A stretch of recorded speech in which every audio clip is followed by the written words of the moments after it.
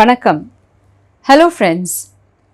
We have been exploring the antiquity of our Tamil roots from the religious perspective by starting from the Indus Valley civilization, the oldest known civilization in the subcontinent, where in the past few episodes we have been exploring the connect of the Murugu deity, the Durga Kottravai connect, the Varuna Vidangar from then till now. In the year 1931, Sir John Marshall declared this particular seal as Proto Shiva, the Pashupatinath. Why? Because it was surrounded by animals, and even at that time, historians like Nilakanda Shastri did not agree with this assessment. Wendy Doniger, the author of The Hindus, An Alternative History, again doesn't agree with this and says that the meanings and associations of later times in religion should not be explained in terms of a previous timeline. Pashupati itself being a Sanskrit word, the language does not go with the timeline of the pre-Vedic Harappan civilization. And those of us who are staunch Saivites know that the word Pashu represents all worldly living beings and could not be crudely represented by a bunch of wild animals. While people like the noted Finnish scholar Asko Parpola have been able to establish through cross-cultural references the meaning of a few seals such as this one, wherein using Chinese similarity, he establishes it to be the animals representing the 4 cardinal directions. These kind of references are very helpful given the fact that the Indus script as yet is undeciphered. But there are still those who believe that this is Pasupatinath sitting in the Moola Bandhanam pose, claiming that the Harappans knew yoga. All of this is demystified by Asko Parpola, who shows how the early Harappans have had a very strong trade connect with the Mesopotamian and early Elamite civilizations belonging to the South Turkmenistan and Iranian plateau from between 3200 to 2600 BCE. Many of the cultural influences of these cultures were found in Harappan art, and here is a Proto-Elamite seal where a bull is shown in a sitting posture and the legs are bent in a way that looks very similar to the Proto-Shiva seal. Also is here another seal showing a king holding aside 2 lions with 2 of his hands. This iconography is copied in Harappan art where the king is replaced by the mother goddess, and instead of the 2 lions we have 2 tigers. The notable buffalo horn headgear of this Proto-Shiva seal is found in several seals, all of which are associated with divinity. How do we know that? By the representation of stars in these seals, establishing the heavenly connection. This is a picture of a Gond tribesman in deep Odisha, where Gond is one of the dialects of Dravidian languages, where even today during rituals, they are shown wearing a similar headgear. But here comes a very noticeable similarity in the Cernuno type antlered figure shown here, which is dated to 200 BCE from the Latin culture, a European early Iron Age culture, wherein is found in the Gundestrup cauldron in Denmark, named after the type site of La Tène on the north side of the Lake Neuchâtel in Switzerland, where in the year 1857, the waters of the lake went down to significant levels, revealing thousands of objects from a very ancient Celtic culture, amidst which the seal was one, and these objects were variedly dated between 800 BCE to 2nd century BCE. Given that the Indus seals were just about an inch by inch, it is remarkable how the artists have been able to put in so much detail into these seals. But what were these seals used for? Archaeologists are of the opinion that they were used to mark the goods that were being exported from the Harappan regions to far off Mesopotamia and Egypt, attested to the fact that thousands of similar looking seals have been excavated in various sites, especially at the seaport of Lothal in Gujarat. And though we have divine associations with the seal, the sociologists are of opinion that these seals could be the names of the traders who actually sent the goods. And was this denoting a custom wherein people name themselves after their gods?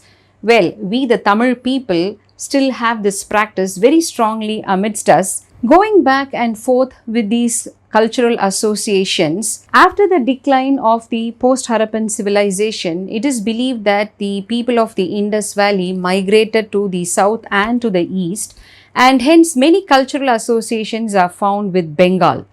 In Bengal, Lord Shiva goes by the name Langaleshwara, meaning Lord of the Plough. Asko Porpola maintains that the agricultural association of these divinities comes from the Harappan village religion. The humble plough is instrumental in placing the seeds in the womb of Mother Earth, thereby making a very important connect to this phallic god of Hinduism as a god of ploughing and agriculture, which has been mentioned by the Greek historian Megasthenes in his noted work Indica that he compiled in the 3rd century BCE. If we were to revisit the Gudimallam Linga Vidangar, about which we saw in detail in the previous episode, the Lord Varuna shown with an axe in one hand, described by I. Kartigeya Sharma, the archaeologist who excavated the site, as Parasurameshwara, where Parasu means the axe, the kodari, the maru. It is to be noted that the maru here is not a weapon but a tool, an agricultural tool that was used to clear forests and shrubs and undergrowth and pave the way for cultivable lands. Punarku Arasan Varunanahum describes the Divahara Nihandu, a Tamil dictionary, where Punal means gushing water, river, vial as in agricultural lands, and even a funnel, all associations with Varuna as an agricultural god. Now, one hand has the maru or the axe. What does the other hand hold? This animal has been wrongly interpreted as man, the deer, claims Dr. Ganesan from Houston, Texas, who makes a very interesting case that this is the antelope or the mariman in Tamil. How does he make this association? This animal has been mentioned in Sangam literature. Madurai Kandaradithanar sings in the Kurundogai, Puri Mada Marayan Karunarai Nalveru. The song itself is quite interesting. Well, here what is important is that Marayan is the name of Mariman. Though the deer and antelope have similarities in the way they look and could be misconstrued while seen in a sculpture or a seal, and though they belong to the even-hoofed animal family of Artiodactyla, it is seen that the deer belongs to a separate species known as Cervidae, while the antelope belongs to the Bovidae family, which has 135 species of miscellaneous cattle, goats and antelope. And here Dr. Ganesan puts forth the clincher. Remember, we have seen the unicorn being represented in so many Indus seals and also in the AA anthropomorphic axe that he read as the Maruvar Nedion. This unicorn, Dr. Ganesan says, is the strongly built Nilgai, the cow-like antelope, which is native to the Indian subcontinent, found in large numbers in northwestern provinces of Punjab, that was the erstwhile Indus Valley, and these animals today appear with smaller horns, maybe because of domestication. It has been shown how animals and even plant species over a period of thousands of years evolve in domestication, and today archaeologists, by means of studying seeds found in the ancient sites, are able to tell whether they were domesticated plants or plants growing in the wilderness. Now, what is the association between the Marayan antelope and agriculture? Antlers, the strong horns of the Marayan, could have been attached to the end of the shaft of the plough used to create furrows in the soil. Given that the Indus Valley people depicted in their seals animals that were around them and were known to them, like the tiger, the rhinoceros, the elephant, and of course the maharam, the crocodile itself, it could not have been the unicorn, which is a Western mythical creature, a horse with one horn, the horse itself being unknown in the Indus Valley. Over a period of years, the Nilgai, the black blue huge Marayan, has been hunted out because of the extensive damage that it created to agricultural crops. From here comes a next very interesting connect. In all the seals showing this Marayan, there is a kind of a cult object, a kind of a vessel attached to a staff placed in front of the animal. And there are also seals in the IVC that shows that this staff was used to carry the vessel around in a religious procession. Though it was described as an incense stand by Sir John Marshall, many archaeologists did not agree with it because there was no depiction of smoke that would normally come from an incense. With the Harappan excavations being continuously carried out, in the early 90s, under the leadership of the noted archaeologist J.M. Kenoyer, in the Harappan areas, for the first time, a physical representation of this cult object was discovered in ivory. Airavadam Mahadevan, the noted Indus scholar, who upon close observation established its identity as a kind of a colander type filter attached to the staff. And he shows how even in the seals, this filter is accompanied by zigzag lines showing that a crushed liquid drink should have been passing through this filter and dripping below. Being a Sanskrit scholar, Airavada Mahadevan immediately makes the connect with the very famous Rigvedic Soma drink. But we know that the Rigvedic civilization comes after the IVC. There is also evidence to show that all ancient cultures had their own intoxicants associated with religious rituals. A hallucinogenic mushroom was found to be part of religious rituals in far off northern Siberia and the Arctic regions. The ephedra herb, which is considered to be one of the identities of the Soma herb itself, was extensively used in the Mediterranean countries. What was the intoxicant associated with the Tamil country?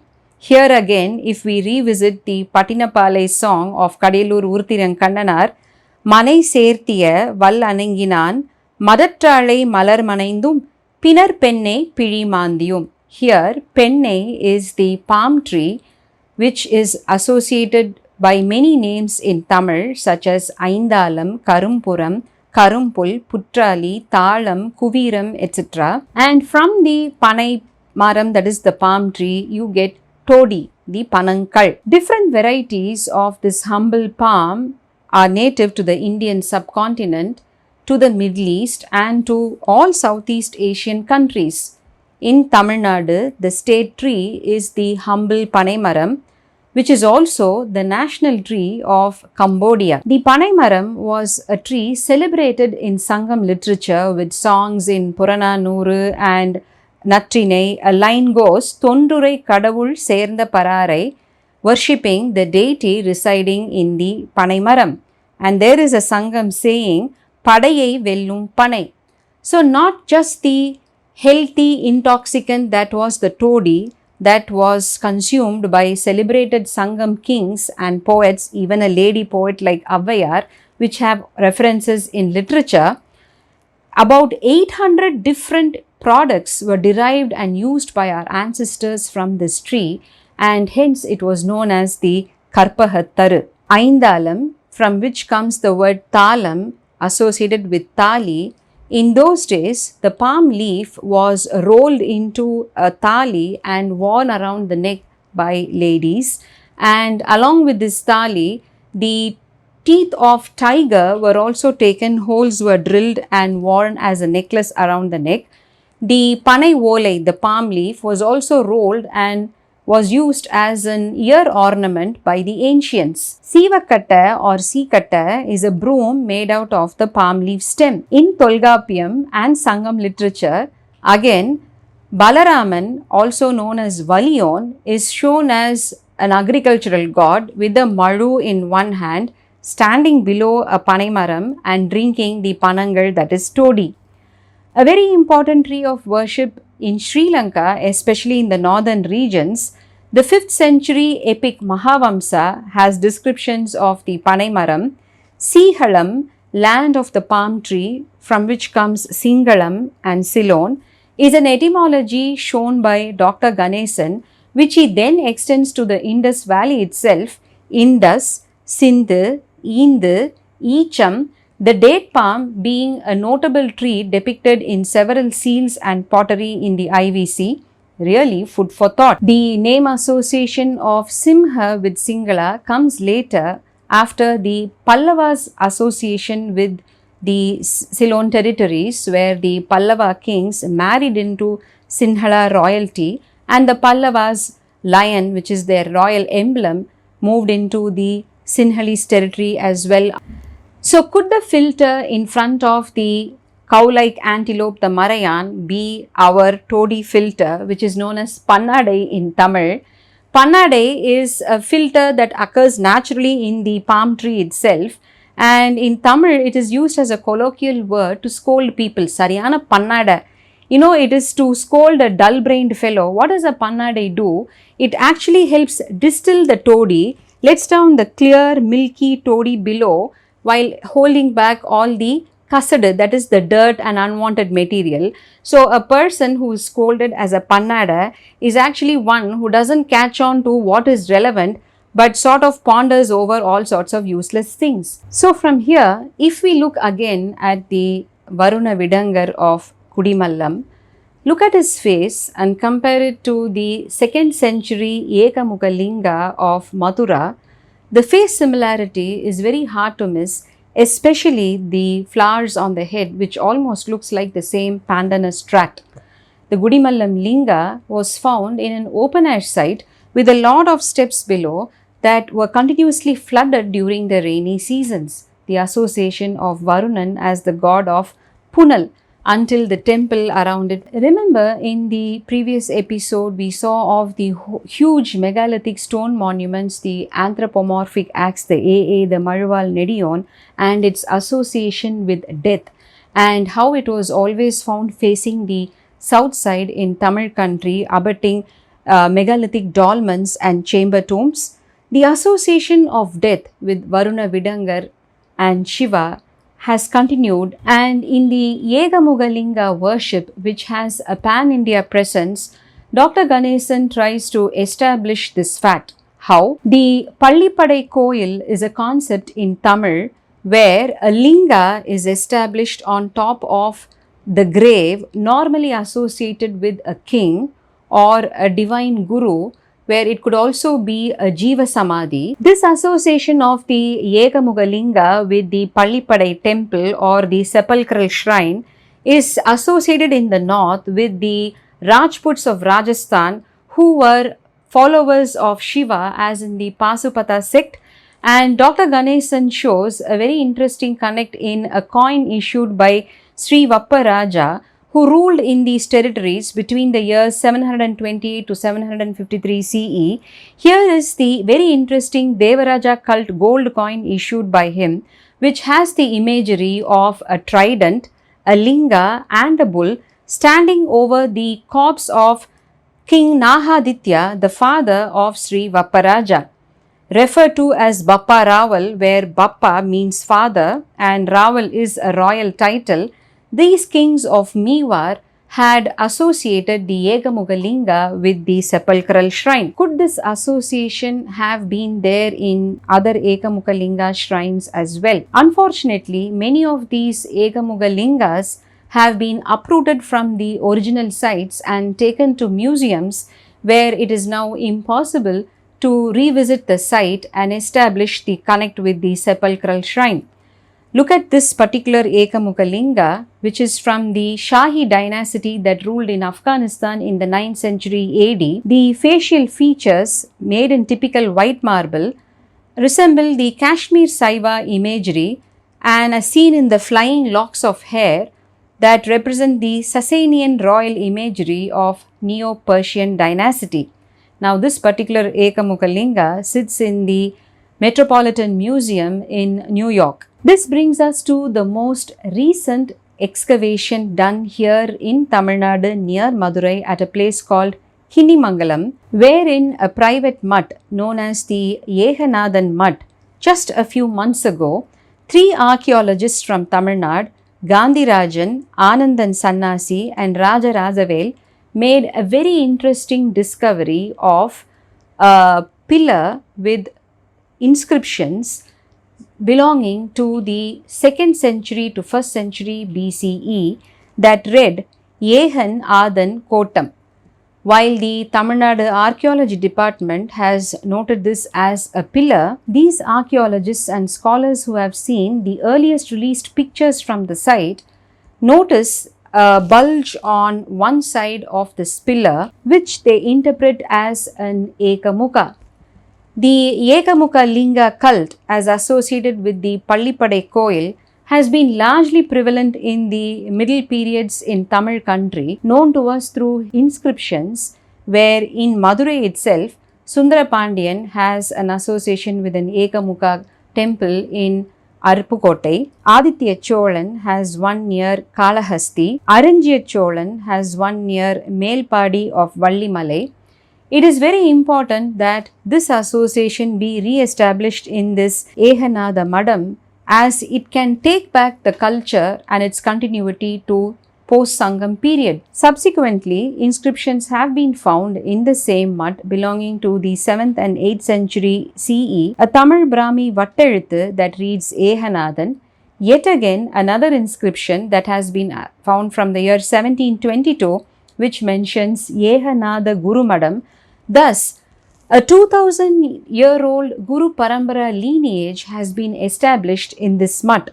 Thus, the association of the Linga Shiva with death, as in Linga Varuna too, from the AA culture, goes back to the Indus Valley itself. In this picture, we can see a lot of lingas and ring stones excavated from the Harappan Valley, where it has been found that the linga stones are placed on the tombs of men and the ring stone is associated with the graves or tombs of women. And the Ekamuka Linga is where a human face is attested onto the phallic linga, and while slowly from a human face, the human figurine seems to push the phallic lingam to the periphery of the Shiva worship in the north, in the Tamil country is given the prime place of worship in the sanctum sanctorum of all Saivite temples, where the human imagery takes the form of the Urchavar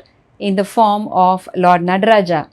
We will explore the connect between Shiva Nadaraja in the next episode. Vanakkam.